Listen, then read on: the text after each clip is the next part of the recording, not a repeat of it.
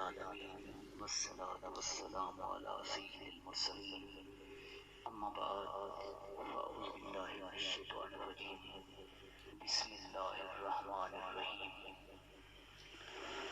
اهدنا الصراط المستقيم صدق الله العلي العظيم صدق رسول النبي الكريم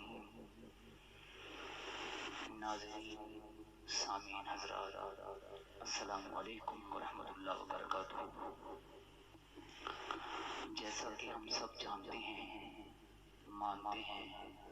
پہچانتے ہیں کہ ہم محتاج رب ہیں اور اللہ واحد لا شریک ہمارا خالق، مالک، پالک، رازق اور سرتاج ہے۔ جب ایک چیز کی تحقیق کھل کے سامنے آ چکی ہو، پھر اس میں خود کو گمراہ کرنا، راہ سے بدل جانا، بے راہ روی کا شکار ہونا اور پریشان حال ہونا اور شکوے شکایات کرنا، اس میں سراسر ہماری بھول، ہماری غلطی اور ہماری ہی کوتاہی ہے۔ چونکہ اللہ نے تو واضح فرما دیا قرآن میں، صاحب قرآن صلی اللہ تعالی علیہ وسلم کی زبان ور سے کہ اہدنا الصراط المستقیم، جب تم آ جاتے ہو سیدھے راستے پہ تو پھر تم شامل ہو جاتے ہو بقا پانے والوں میں، مقام پا جانے والوں میں، ترقی کر جانے والوں میں۔ وجہ یہ کہ آپ نے اللہ کے محبوب صلی اللہ علیہ وسلم کے فرمان پہ عمل کیا، اپنے لیے راہ ہدایت کو مانا اور خود کو پابند کیا، بہتر کیا سیدھے راستے پہ چلنے کے لیے۔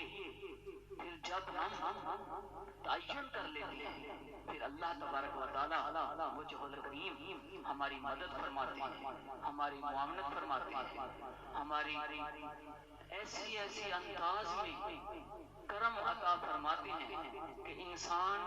کی عقل رک جاتی ہے اور اللہ کے کرم لاتعداد بڑھ جاتے ہیں۔ اسی طرح جس طرح اقبال رحمت اللہ علیہ نے فرمایا کہ کی محمد سے وفا تو نے تو ہم تیرے ہیں، کی محمد سے وفا تو نے تو ہم تیرے ہیں، یہ جہاں چیز ہے کیا لوح و قلم تیرے ہیں۔ گویا اقبال رحمت اللہ علیہ فرماتے ہیں اگر تم نے اپنی زندگیوں میں، اپنے طریقہ کار میں، اپنے برتاؤ میں، اپنے معاملات میں، اپنے گزر بسر میں، اپنے سونے میں، اپنے جاگنے میں، اپنے چلنے میں، اپنے بیٹھنے میں، اپنے تمام معاملات میں اگر اللہ کے محبوب کی اتباع کی، خود کو جوڑ لیا حضور اکرم صلی اللہ علیہ وسلم کے فرمان پہ، تو پھر کائنات کی ہر چیز تمہاری پابند ہو جاتی ہے۔ جہاں فرمان ہے کہ لوح و قلم تیرے ہیں، اس کا مطلب ہے کائنات میں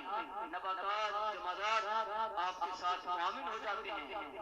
اس وجہ سے کہ آپ نے خود کو جوڑ لیا سرکار عالم صلی اللہ علیہ وسلم کی محبت سے۔ کہ جب آپ اپنے آپ کو اس محبت میں مزین و منور کر لیتے ہو، پھر اللہ کا کرم اس انداز میں بڑھ کے ہوتا ہے کہ انسان کی سوچ کا مدار کم پڑ جاتا ہے، اللہ کا رحم بڑھ جاتا ہے، کرم بڑھ جاتا ہے، احسان و فضل بڑھ جاتا ہے۔ تو اے لوگوں، ہمیں چاہیے کہ ہم حضور علیہ السلام کے فرمان پہ عمل کرنے والے بنیں، صحابہ کی تعلیمات پہ عمل کرنے والے بنیں، تاکہ ہم دنیا میں اور آخرت میں بقا پانے والے ہو جائیں۔ ہماری آج کی اس